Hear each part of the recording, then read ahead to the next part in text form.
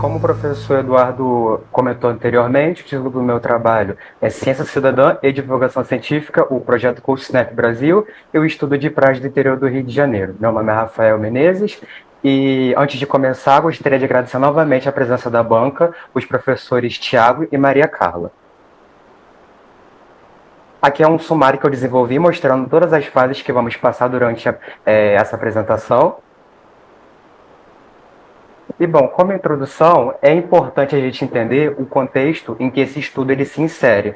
A zona costeira brasileira, ela possui uma grande importância. Desde 1988, ela passou a ser considerada um patrimônio do país pela Constituição.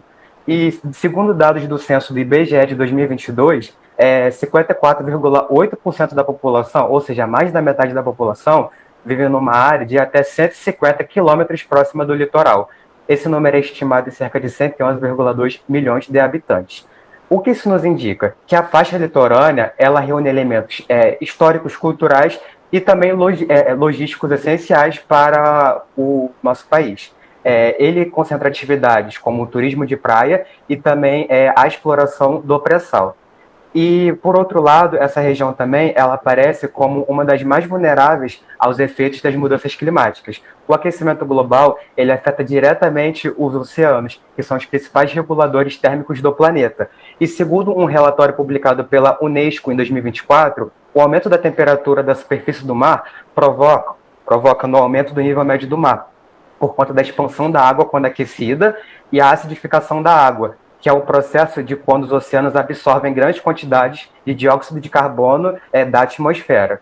E esse aquecimento oceânico, ele também afeta a biodiversidade marinha, pois cada espécie acostuma-se a viver sob um determinado padrão de calor. E, bom, as praias arenosas, elas são ambientes extremamente dinâmicos. Elas sofrem mudanças devido à ação de ondas, de ventos e de marés. E a morfodinâmica costeira, ela é tão sensível que pequenas alterações ambientais podem provocar erosão ou acreção. E diante de um ambiente tão vulnerável que aparece a importância desse monitoramento contínuo. E aí nessa parte que vai entrar o projeto CoolSnap Brasil, que foi um projeto que eu pude fazer parte durante a minha graduação, que é um projeto de monitoramento participativo que foi criado na Austrália e utiliza fotos feitas pela população para acompanhar mudanças geomorfológicas, ecológicas e sociais nas praias. No Brasil, ele está presente no litoral desde o Amapá até o Rio Grande do Sul e ele auxilia nessa observação de problemas costeiros. E, bom, referente à área de estudo, foram escolhidas a Praia Campista e a Praia da Baleia. A Praia Campista no município de Macaé e a Praia da Baleia no município de Rio das Ostras. As duas praias apresentam estações do CoolSnap e por isso foram escolhidas. E, bom, a Praia Campista ela tem cerca de 3 quilômetros de extensão, é uma praia íngreme e refletiva, composta por areia de granulometria grossa e fragmento de conchas e afloramentos rochosos. E a Praia de Rio das Ostras possui as mesmas características que a Praia Campista, só que é uma praia um pouco menor. Ela tem uma pequena faixa de areia de aproximadamente 200 metros. 200 metros. Os objetivos desse trabalho, bom, o geral é promover e ampliar a troca de conhecimento sobre os ecossistemas costeiros, além de contribuir com o levantamento de informações que subsidiem uma gestão eficaz da orla marítima. E os específicos são engajar a população no processo de geração de dados científicos, produzir materiais para divulgação científica, além de compreender as características dinâmicas das praias selecionadas. E a justificativa para a realização desse trabalho é que as praias elas aparecem como ecossistemas extremamente dinâmicos, sensíveis além de dinâmicos. E a forma e a largura da praia, da faixa de areia, elas mudam constantemente devido à interação de ondas, de ventos e de marés, conforme eu citei anteriormente. E monitorar essas alterações é essencial para a gente conseguir entender os processos naturais e prever possíveis impactos. A praia campista, especificamente, ela é conhecida por sofrer mudanças muito rápidas, especialmente durante ressacas que acontecem entre abril e setembro. Isso reflete o quê? Uma vulnerabilidade referente à energia das ondas e às variações climáticas extremas. Já a Praia da Baleia, ela apresenta uma dinâmica um pouco diferente. Ela tem uma menor exposição às ressacas e ela tem um uso mais recreativo ao longo do ano. E assim, estudar essas duas praias permite que a gente consiga compreender como ambientes costeiros tão próximos reagem de forma diferente às mesmas condições oceânicas e sazonais.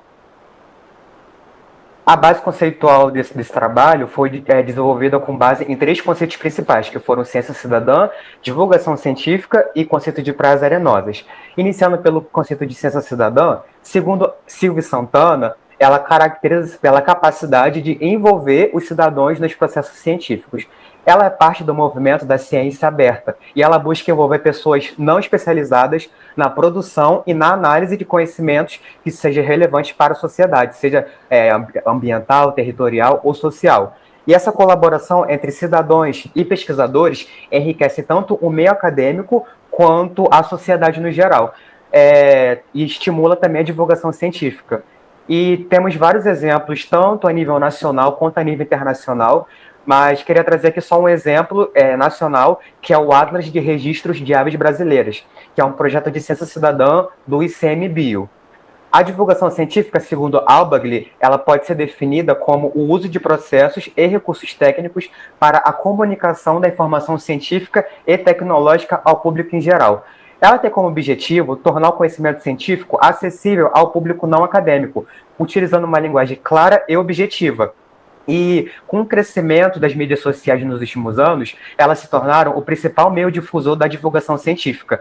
E esse processo ele contribui para a democratização da ciência, permitindo que todos participem de debates que impactam diretamente a sociedade. E temos diversas instituições e revistas que utilizam da divulgação científica. A nível de exemplo, temos a National Geographic Brasil, a Scientific American Brasil, a Pesquisa FAPESP, a Unesp Ciência, entre outras. E o conceito de praias arenosas, segundo Amaral e Denadai, as praias arenosas elas são ambientes sedimentares acumulados pela ação das ondas. São ecossistemas costeiros dinâmicos e constantemente moldados pela intensidade das ondas e pela redistribuição dos sedimentos. Seu tipo e características, elas dependem de fatores como intensidade das ondas, tipo de sedimentos, proximidade de rios, áreas rochosas e também eventos climáticos. E apesar de ter uma aparência simples, esses ambientes abrigam uma biota adaptada às condições locais. E as praias elas podem ser classificadas em três categorias principais, que são as refletivas, as dissipativas e as intermediárias. Sendo as refletivas, como o caso da Praia Campista e da Praia da Baleia, são praias que possuem uma declividade mais acentuada, grãos de areia mais grossos, uma granulometria grossa e uma ação direta das ondas, e apresentam uma menor diversidade biológica. Já as praias dissipativas, elas apresentam uma baixa declividade, uma areia mais fina, e uma grande zona de quebramento das ondas, e além de maior diversidade e produtividade. E as praias intermediárias, elas combinam características das duas anteriores e são frequentemente marcadas por correntes de retorno. E as praias arenosas, embora tenham essas tipologias, elas podem trocar sua tipologia em resposta a um evento de tempestade, de ressaca ou de redistribuição dos sedimentos. Os materiais e métodos dessa pesquisa. Bom, eu queria explicar um pouco da metodologia do ColdSnap, que funciona da seguinte maneira. É uma metodologia simples e de baixo custo que é feita para monitorar a costa, instalando estruturas fixas em pontos estratégicos das praias. Ali na imagem eu coloquei, por exemplo, a estação do ColdSnap na Praia Campista em Macaé. Então você vê que ela está lateralmente pegando a praia e ela consegue ver toda a linha de costa da praia. E, bom, a partir da instalação, os cidadãos voluntários, eles são engajados a fotografar a praia sempre da mesma posição diariamente e enviam para a nossa equipe conforme as instruções presentes no local. A base de dados desse estudo foram dados coletados por meio das imagens enviadas para o ColdSnap via população entre janeiro de 2024 e agosto de 2025. Porém, vale ressaltar que a estação da Praia Campista teve sua instalação em janeiro de 2024, enquanto a da Praia da Baleia em Rio das Ostras teve sua instalação somente em julho de 2024. Então, elas tiveram tempo de operações diferentes uma das outras. E, bom, o volume total de imagens foram 1.758 fotografias, sendo 1.022 da Praia Campista e 736 da Praia da Baleia. E essas imagens capturadas ao longo do dia permitiram analisar mudanças na faixa de praia, como variações na largura, declividade e também formação de feições costeiras, como cúspides e também padrões de uso e ocupação da praia. E, bom, falando a respeito do processamento, ele incluiu várias etapas. Inicialmente foi feita uma previsão de maré, que foi obtida por meio do programa Previsão Harmônica de Marés, disponível no software PAC-Maré, que é disponibilizado pelo Centro de Hidrografia da Marinha do Brasil, e o resultado incluiu dados de altura da maré e fases da Lua, para cada mês do ano e para todos padronizados em um período de 10 anos, sendo esse período de 2020 a 2030, que é padrão da metodologia. E a gente teve, depois, após esse processamento, a gente fez um trabalho de campo para coletar os Ground Control Points, que são os GCPs, ou pontos de controle fixo em cada praia. Que eles são pontos que são essenciais para o georreferenciamento e validação de produtos cartográficos e imagens de sensoriamento remoto. Esses pontos foram escolhidos em objetos permanentes para garantir uma estabilidade e comparabilidade ao longo do tempo. Foi utilizada a tecnologia RTK, que é baseada em sistemas GNSS, que é o Sistema Global de Navegação por Satélite, que fornece medições centimétricas em tempo real. E é utilizado um receptor base, que fica na estação, e o receptor rover, que é o que a gente utiliza para coletar cada ponto nas praias. E, bom, as imagens coletadas, elas foram organizadas em um banco de dados no Google Drive e organizadas por data do registro e horário do registro, para garantir um controle temporal que é necessário para essa pesquisa. Em seguida, realizou-se o alinhamento das fotografias pelo Adobe Photoshop, utilizando uma imagem-alvo como referência para padronizar a posição das demais. E esse é um processo fundamental para permitir comparações confiáveis e análise das variações espaciais e temporais presentes em cada imagem. Posteriormente, essas imagens foram rotuladas no software MATLAB para inserir informações descritivas diretamente sobre elas. E aí que entra os dados de marés coletados no PacMaré. Cada imagem teve sua altura de maré registrada na imagem. E, em seguida, os pontos de controle coletados em campo foram marcados nas respectivas imagens, que é uma etapa necessária para a retificação. E, por fim, a gente obtém resultados quantitativos e qualitativos. Os quantitativos são os gráficos na variação da largura da faixa de areia, e os qualitativos são essa análise visual ao longo do tempo. Os resultados revelaram identificação nos padrões de uso e ocupação das praias, uma compreensão do padrão sazonal das praias, o entendimento na variação da largura das praias e também produção de conteúdo de divulgação científica para as redes sociais.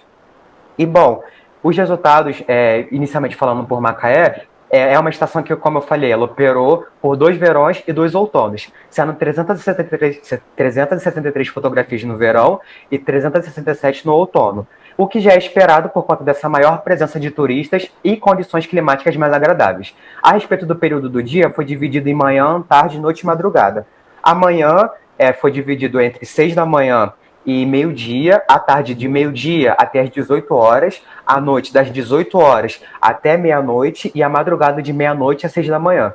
E os períodos da tarde e da manhã foram os que mais receberam volume de fotografias, o que já é esperado por conta dessa maior luminosidade na praia e maior presença de pessoas, seguido da noite e da madrugada, que, embora pouco, ainda assim tiveram registros. E esse resultado também é o mesmo para a Rio das Ostras. E quanto aos dias da semana, os fins de semana apresentaram maior número de registros, como é esperado para áreas de lazer, né? Macaé, entretanto, mostrou um movimento mais intenso mesmo durante os dias úteis. E essa dinâmica, concentrada no verão e no início do ano, reflete uma intensa atividade turística e um comportamento sazonal.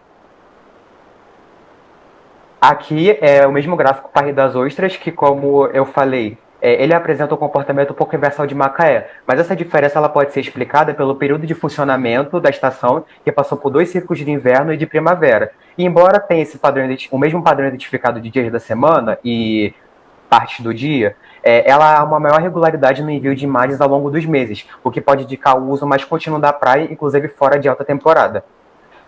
Agora, a respeito do gráfico na variação da largura da faixa de areia na praia campista, essa análise da largura da faixa da praia mostrou uma tendência de aumento gradual entre novembro de 2024 e fevereiro de 2025.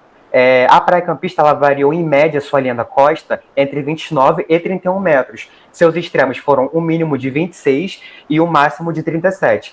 O que essa tendência nos indica? Que ela aponta para uma estabilidade e até esse leve crescimento na largura da faixa da largura da praia durante o verão, o que sugere assim, uma intensa dinâmica sedimentar e uma boa capacidade de recuperação após episódios erosivos. Agora eu quis ilustrar aqui um pouco com imagens. Na esquerda, na figura 6, é a praia campista durante agosto de 2024, durante o episódio de inverno, que você vê essa erosão e a importância também da restinga, né, que funciona como uma barreira natural contra o avanço do mar. E na figura 7, a praia campista durante janeiro de 2025, durante o verão. Você vê essa diferença na largura da faixa da praia, o que comprova essa sazonalidade. Aqui é o gráfico na largura da faixa de areia para a Praia da Baleia e Rio das Ostras. E a linha de costa ela variou em média entre 27 e 30 metros. E seus extremos foram um mínimo de 24 e um máximo de 34. E ela evidencia um leve aumento da largura da faixa, o que possivelmente seja associado à deposição gradual de sedimentos e a uma menor intensidade de ressacas ou a um regime de ondas mais favoráveis ao processo de acreção.